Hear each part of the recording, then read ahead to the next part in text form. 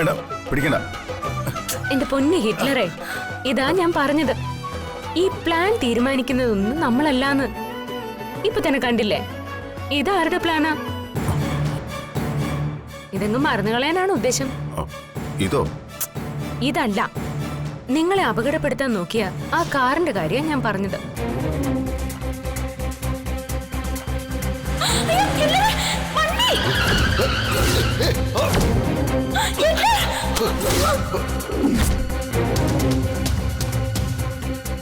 അതൊരു വെറും ആക്സിഡന്റ് അല്ലാന്നറിയാലോ.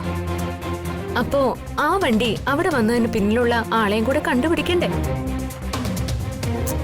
മനസ്സിലായില്ലേ? ഇത് ചെയ്തത് ആരാണെന്ന് അറിയണ്ടേന്ന്. നമുക്ക് പോലീസിൽ ഒരു പരാതി കൊടുത്താലോ? പരാതിയോ? എന്തേ, അങ്ങനെ ഒരു വാക്ക് കേട്ടിട്ടില്ലേ? കേട്ടിട്ടുണ്ട്. പക്ഷേ എനിക്ക് പരാതി ഇല്ലെങ്കിലോ? ജനിച്ചാൽ ഒരിക്കൽ മരിക്കണം. അതിനിടയിൽ അപകടങ്ങളും മരണങ്ങളും ഒക്കെ ഇതുപോലെ നമ്മളെ തേടി വരും. അതിനെയൊക്കെ അതിജീവിക്കണം. അതുകൊണ്ടല്ലേ പറഞ്ഞ കേസ് കൊടുക്കാന്ന്. എനിക്ക് പരാതി ഇല്ലെന്ന് പറഞ്ഞില്ലേ? ആഹാ, എന്നാ എനിക്ക് പരാതിയുണ്ട്. നിനക്കോ? നിനക്കെന്ത് പരാതി? അതെ ചേട്ടാ, നിങ്ങക്ക് വല്ലതും സംഭവിച്ചു പോയാലുണ്ടല്ലോ, ഒറ്റയ്ക്കായി പോകുന്നത് ഞാനാ. ഇത്ര ചെറുപ്പത്തിലെ വിധവയാവാനൊന്നും എന്നെ കൊണ്ടൊക്കത്തില്ല. കുറച്ചു കാലം കൂടി ജീവിക്കണമെന്ന് എനിക്കും ആഗ്രഹമുണ്ട്. അതിന് നിനക്കൊന്നും പറ്റിയില്ലല്ലോ. പറ്റാതിരിക്കാനാ പരാതി കൊടുക്കണമെന്ന് ഞാൻ പറഞ്ഞേ. നിങ്ങളുടെ ദേഹത്ത് ഇടിക്കുന്നതിന് പകരം ആ വണ്ടി എന്റെ ദേഹത്ത് എങ്ങാനും വന്ന് ഇടിച്ചിരുന്നെങ്കിലോ? അത് പോട്ടെ, എന്റെ ഭർത്താവിന് എന്തെങ്കിലും സംഭവിച്ചാ എന്റെ ഗതി എന്താവും? അത്ര പെട്ടെന്നൊന്നും നിങ്ങളെ കളഞ്ഞിട്ട് പോവാൻ ഞാൻ ഉദ്ദേശിക്കുന്നില്ല. നീ എന്താ പറഞ്ഞു? ഓ, ഞാനൊന്നും പറഞ്ഞില്ലേ. എന്തായാലും നിങ്ങളുടെ സുഹൃത്താ കമ്മീഷണറില്ലേ, അയാളെ കണ്ട് ഞാനൊരു പരാതി കൊടുക്കാൻ വേണ്ടി പോവാ. എന്ത് പരാതി? എന്റെ ഭർത്താവിനെ ആരോ വണ്ടി ഇടിച്ച് കൊലപ്പെടുത്താൻ ശ്രമിച്ചു, അതാരാണെന്ന് കണ്ടുപിടിക്കണം. അത് വേണ്ടെന്ന് പറഞ്ഞില്ലേ? വേണോ എന്റെ പൊന്നു ചേട്ടാ, എനിക്ക് പരാതി കൊടുത്തേ പറ്റൂ. അതിന് നിങ്ങളുടെ സമ്മതമൊന്നും എനിക്ക് വേണ്ട. ബാ, ഇങ്ങനെ ഒരുപാട് നേരം നിന്നാ കാലുവേദനയ്ക്കും. കുറച്ചു നേരം ഇവിടെ എങ്ങനെ ഇരിക്കും. പതുക്കെ. അല്ല, മരുന്ന് കഴിച്ചായിരുന്നോ? ഇല്ല. ചേടാ, അതിനി സർക്കാർ ഉത്തരവ് വല്ലതും വേണോ? സമയത്തിന് എടുത്ത് കഴിച്ചൂടെ?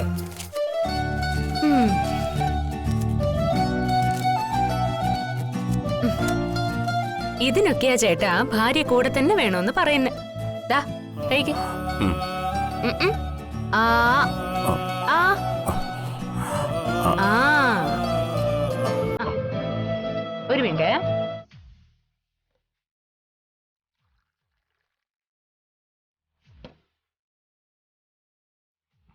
കുടിക്ക.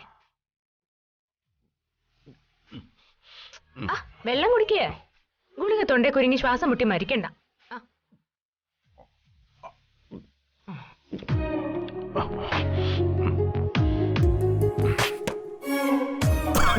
അയ്യോ, വെള്ളം വേണോ ഇനി?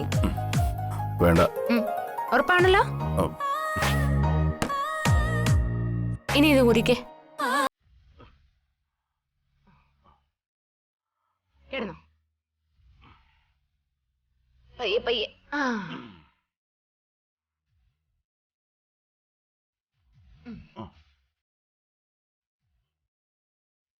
ഭാര്യ അടുത്തുണ്ടായിരുന്നെങ്കിലെന്ന് മനസ്സുകൊണ്ട് ആഗ്രഹിക്കുന്ന ചില സന്ദർഭങ്ങൾ ലൈഫിൽ ഉണ്ടാവും. റീപ്ലേസ്മെന്റ് ഇല്ലാത്ത ലൈഫില് സ്റ്റാറാ മാഷേ വൈഫ്. ഇനി അറിയിക്കാം, എന്റെ പരാതി ഞാൻ കൊടുത്തോളാം.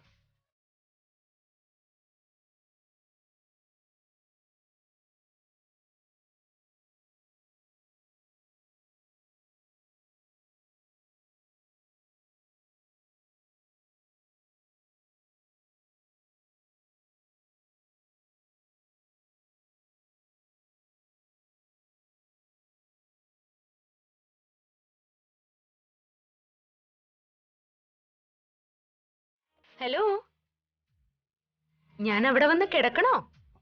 ഇഡിയറ്റ്, മര്യാദയ്ക്ക് മിണ്ടാതെ അവിടെ കിടക്കടി. ഷൂ വേണ്ടായിരുന്നു.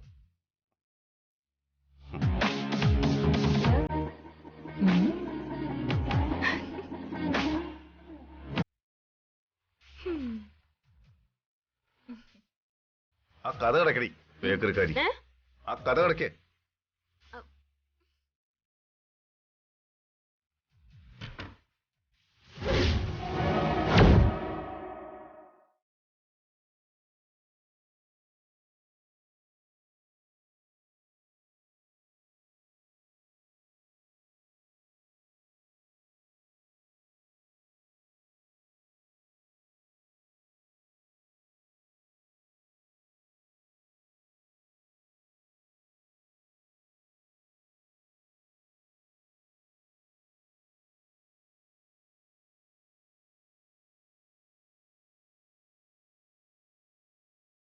നല്ല സ്റ്റൈലായിട്ടുണ്ട്.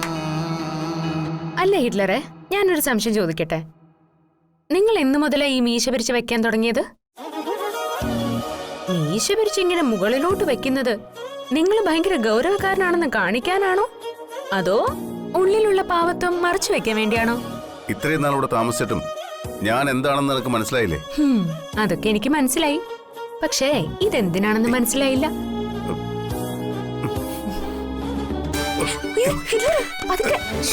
ഞാൻ പിടിക്കില്ലായിരുന്നോ? നിങ്ങളൊക്കെ വലിയ രഹസ്യക്കാരല്ലേ? ഈ മീശയുടെയും ഗൗരവത്തിന്റെയും രഹസ്യം എന്താണെന്ന് ആർക്കറിയാം?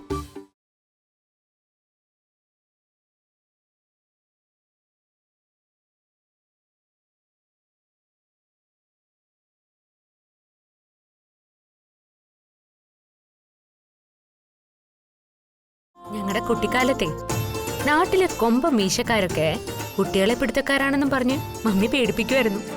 ഓഹോ, നീയും അങ്ങനെ പേടിച്ചിട്ടുണ്ടോ? പിന്നല്ലാതെ.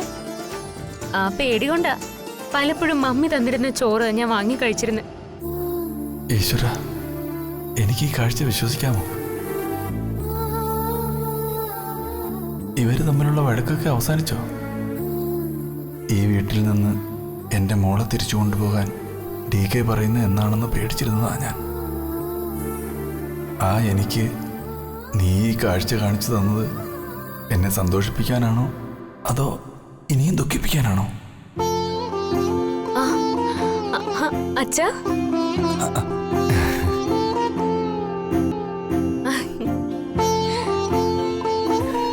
അച്ഛൻ ഇപ്പൊ വന്നു? ഞാനിപ്പോ വന്നേ ഉള്ളൂ മോളെ. ഇരിക്കച്ചാ. മോനെ, ഇപ്പൊ എങ്ങനെയുണ്ട്? കുഴപ്പമില്ല, ഇരിക്കെങ്കിൽ. താഴെ ആരെയും കണ്ടില്ലേ? ഇല്ല, ഞാൻ വരുമ്പോ താഴെ ആരും ഇല്ലായിരുന്നു. അതാ നേരെ കയറിങ്ങി പോരുന്നത്. അച്ഛന് കുടിക്കാൻ എന്താ വേണ്ടേ?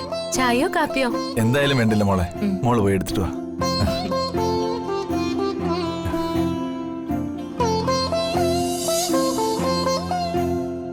ഈ പ്രകടനങ്ങളൊന്നും കണ്ട് അങ്ങോട്ട് തെറ്റിദ്ധരിക്കണ്ട.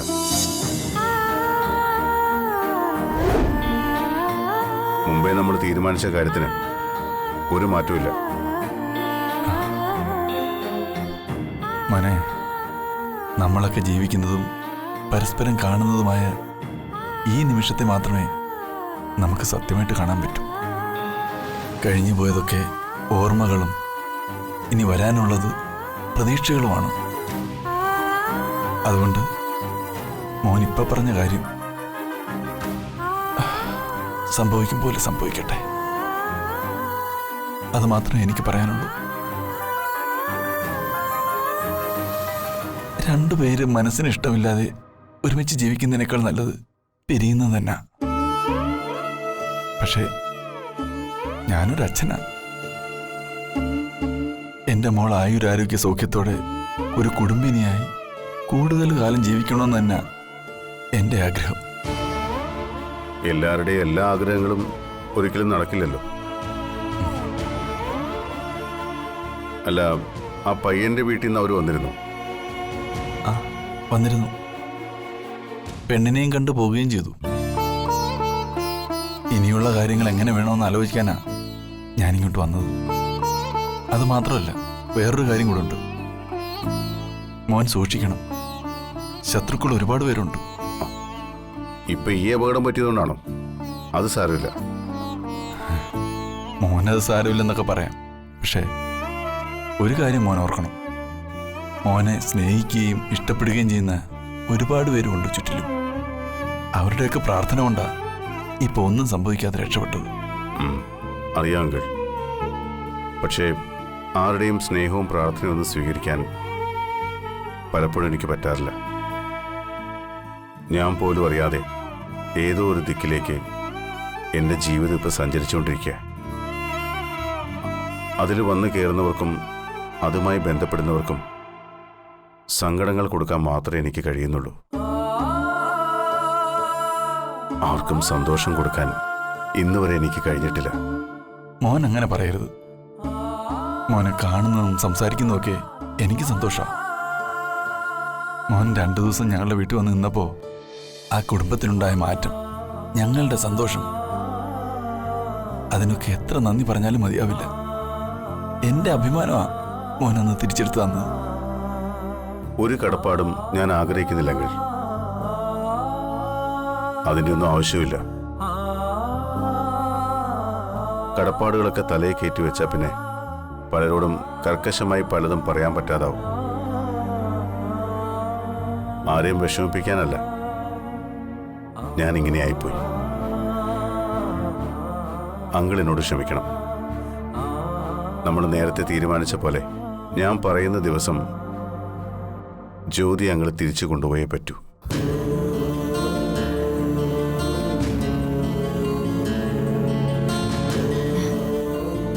അച്ഛാ, ദാ.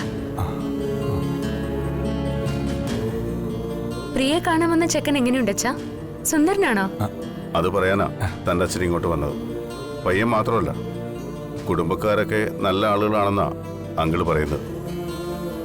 ആ കല്യാണം എത്രയും വേഗം നടക്കണം. അങ്കിൾ, ഇത് എൻ്റെ അനിയത്തിയുടെ കല്യാണം. ഇത് മുന്നിൽ നിന്ന് നടത്തേണ്ട ഉത്തരവാദിത്വം എനിക്കാ. അവൾക്ക് സുഖമായി ജീവിക്കാനുള്ള സ്വർണവും പണവും അത് എത്രയായാലും ഞാൻ തരും.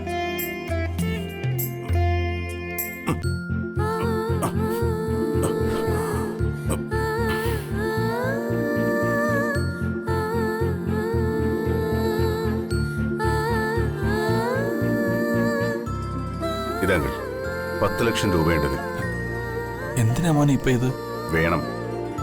ഇനി അങ്ങോട്ട് ഒരുപാട് ചെറിയ ചെലവുകൾ വരും. ആ വീടൊന്ന് മോടി പിടിപ്പിക്കണം, പിന്നെ പുതിയ ഫർണിച്ചറുകൾ വാങ്ങണം. ഒന്നിനും ഒരു കുറവും വരരുത്.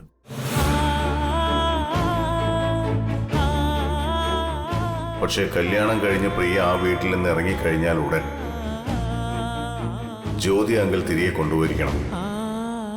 ജോയിന്റ് ഡിവോഴ്സ് പെറ്റീഷനിൽ അങ്കിൾ തന്നെ അവളെ കൊണ്ട് ഒപ്പിടിക്കണം.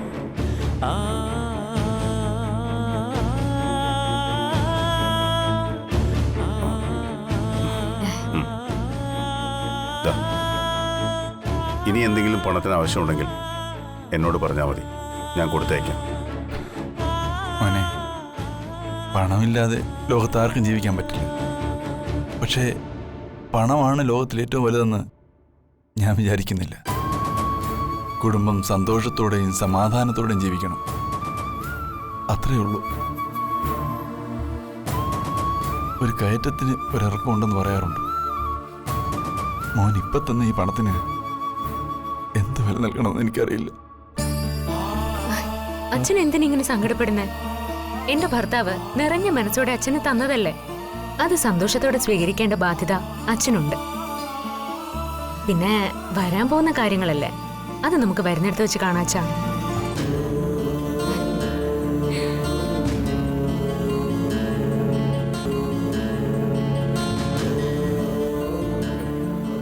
എന്നാ പിന്നെ ഞാൻ ഇറങ്ങട്ടെ. അങ്കിൾ, 100 പവൻ സ്വർണവും 50 ലക്ഷം രൂപയും തരാമെന്ന് അവരോട് പറഞ്ഞോളൂ. അത്രയ്ക്ക് വേണോ മോനെ? വേണം. എൻ്റെ അനിയത്തിയുടെ കല്യാണത്തിന് ഒന്നിനും ഒരു കുറവും വരരുത്. അതെനിക്ക് നിർബന്ധം.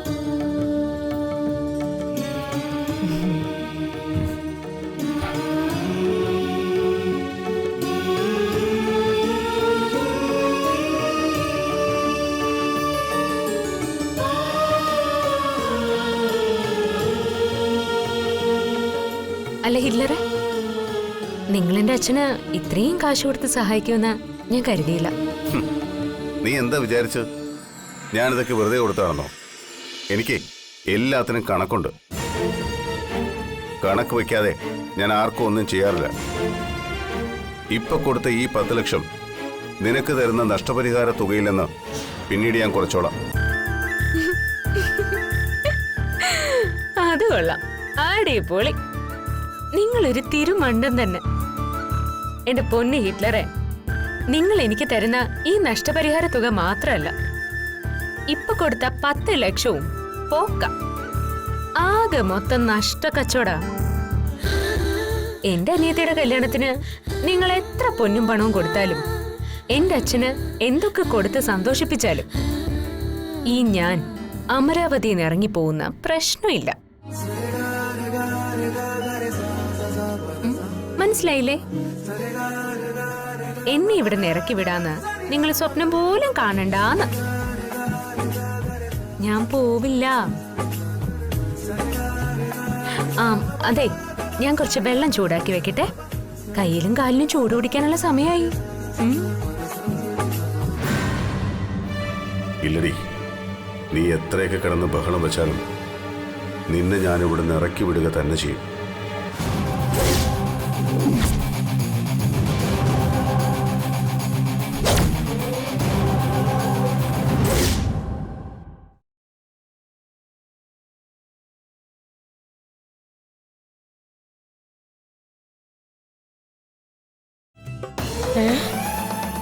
$10 ലക്ഷം ഉലുവയോ? ഇതാണോ അനിയത്തിയുടെ കല്യാണത്തിന് അവന്റെ സംഭാവന? ഈ നക്കാപ്പച്ചയ്ക്ക് കല്യാണം നടത്താനാണോ അവൻ ആ ചെറുക്കനെ അവന്റെ വീട്ടുകാരെയൊക്കെ ഇങ്ങോട്ട് പറഞ്ഞയച്ചത്? നിങ്ങളിത് എന്തൊരു പൊട്ടന മനുഷ്യ! ഈ കാശ് വാങ്ങാനാണോ നിങ്ങൾ അവിടം വരെ പോയത്? ആശാലതേ, നിന്റെ നാവിനെല്ലാം ഇവിടെ എല്ലാവർക്കും അറിയാം. അതുകൊണ്ട് അനാവശ്യ സംസാരം വേണ്ട. ഈ പണം എന്റെ മരുമകൻ തന്നത് ഇവൾക്ക് സ്ത്രീധന തുക കൊടുക്കാനല്ല, പിന്നെ കല്യാണത്തിന് മുമ്പുള്ള അല്ലറ ചില്ലറ ചെലവുകൾക്കാ.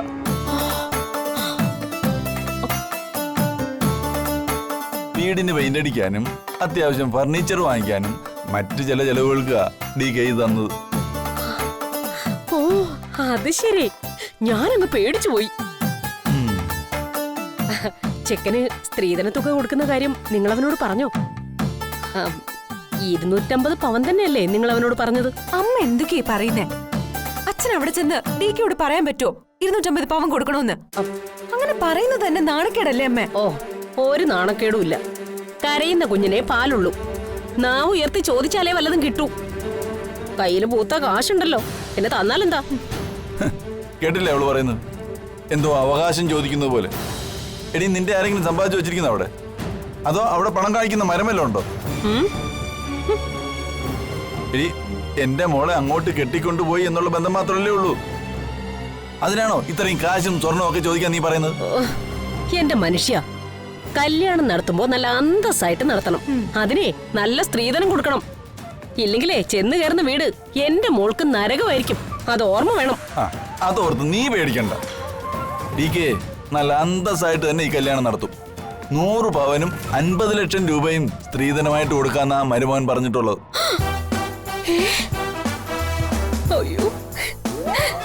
എന്താ ഇപ്പൊ സന്തോഷമായോ?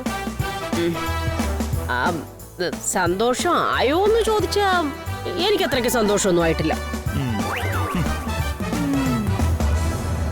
100 പവൻ വലിയ കാര്യമൊന്നും അല്ലല്ലോ. വേണമെങ്കിൽ ഒരു 250 പവൻ തരായിരുന്നു. നിങ്ങൾക്ക് അത്രയും ചോദിക്കാൻ പാടില്ലായിരുന്നു മനുഷ്യ. എടി, നനഞ്ഞിടാൻ കൊഴിക്കല്ലേ.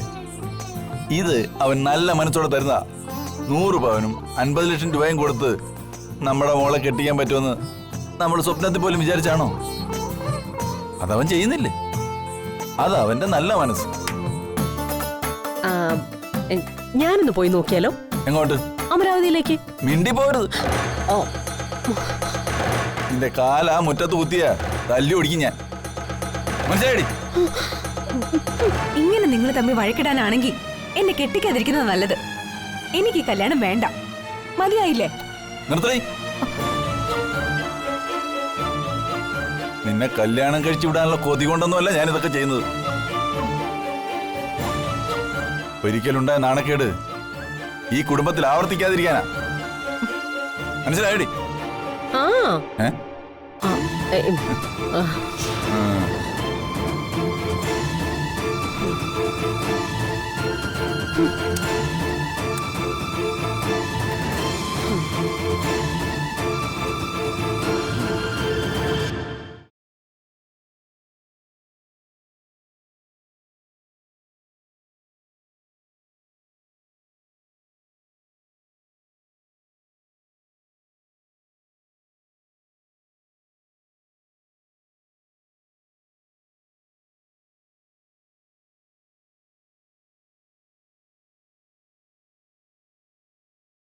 എന്താ അമ്മായി അമ്മയുടെ പരിപാടി? നിങ്ങളുടെ അമ്മായിയച്ഛന് കുറച്ച് വെള്ളം ചൂടാക്കി പിടിച്ചു കൊടുക്കണം. വയ്യാതിരിക്കുമ്പോഴല്ലേ ഭാര്യയുടെ വില അറിയൂ. ഇപ്പൊ എല്ലാം ഞാൻ തന്നെ ചെയ്തു കൊടുക്കണമെന്ന് പറഞ്ഞാലേ ഈ ഹിറ്റ്ലറിന്റെ ഓരോ പിടിവാശികള്. DK സൗകര്യത്തിന് കുറച്ചു ദിവസം കയ്യിൽ കിട്ടിയതിന്റെ അഹങ്കാരം നീ ഇങ്ങോട്ട് കാണിക്കരുത്. അമ്മായിയമ്മയുടെ വേഷം കെട്ട് നിന്റെ കയ്യിൽ തന്നെ വെച്ചാ മതി. അല്ലെങ്കിൽ ഏത് വേഷം കെട്ടാനും ആടി തിമിർക്കാനും ഇവള് മിടിക്കുകയാണല്ലോ. ആ വണ്ടി DK ഇടിപ്പിച്ചതിന് പിന്നിൽ ഇവള് തന്നെയാണോന്നാ എന്റെ സംശയം. ശരിക്കും ഒരു പോലീസ് അന്വേഷണം വന്നാ ഇവള് ചിലപ്പോ പ്രതിയായിട്ട് ജയിലിൽ പോയെന്ന് വരും. ഇവള് DKയുടെ കൂടെ ജോഗിങ്ങിന് പോയപ്പോഴേ എനിക്ക് സംശയം മണത്തതാ. ഒടുവിൽ ആദ്യം തന്നെ സംഭവിച്ചു. DK ഇപ്പൊ ഈ അവസ്ഥയിലായി. സത്യം പറയടി, എങ്ങനെയാ DKക്ക് അപകടം പറ്റിയത്?